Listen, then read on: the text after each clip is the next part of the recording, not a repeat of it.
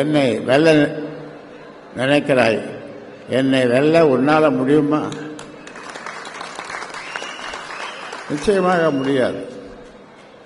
நான் செய்த தவறுகள் உன்னை படிக்க வைத்தது, டாக்டர் ஆக்கினது, டெல்லி மந்திரி ஆக்கினது, அப்புறம் கட்சிக்கு தலைவர் ஆக்கினது, இப்படி எத்தனையோ தவறுகளை நான் செய்திருக்கிறேன்.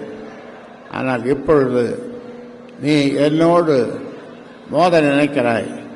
அது உன்னால் முடியாது. எம் மக்கள் என் பின்னாலே இருக்கிறார்கள். ஒட்டுமொத்த தமிழ்நாட்டு மக்கள் என் பின்னாலே நிற்கிறார்கள். ஏனென்றால் அவர்களுக்கு உண்மை தெரியுது.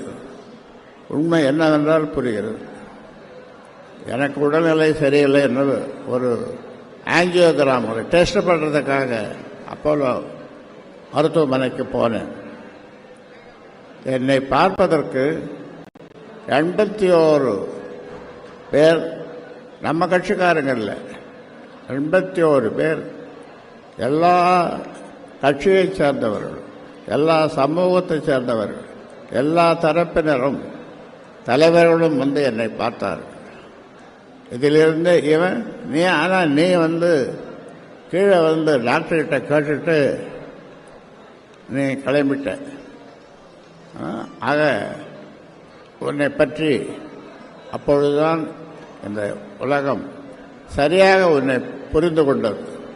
அதனால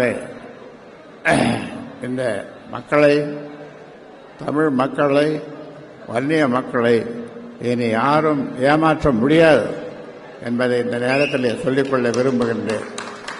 அதாவது சாதாரணமாக சினிமாவில் சொல்லுவார்கள் அல்லது நடைமுறையில் பேசுவார்கள், போடா உன் பாச்சா பலிக்காதுன்னு சொல்லுவாங்க. எப்படின்னா சொல்லுவாங்க, போடா உன் பாச்சா பலிக்காதுன்னு பசங்க பேசிக்குவாங்க. அந்த மாதிரி உன் பாச்சா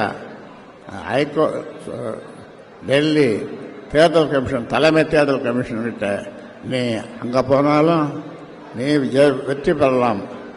ஆனால் நீதி வெற்றி பெறும், நியாயம் வெற்றி பெறும். என் பக்கம் நியாயம் இருக்கிறது. அதனாலே மக்கள் என் பின்னால் இருக்கிறார்கள். நான் யாரையும் கிரேன் அளவுக்கு பெரிய மாலை செய்து தலையிலே போடு என்று நான் சொன்னதில்லை.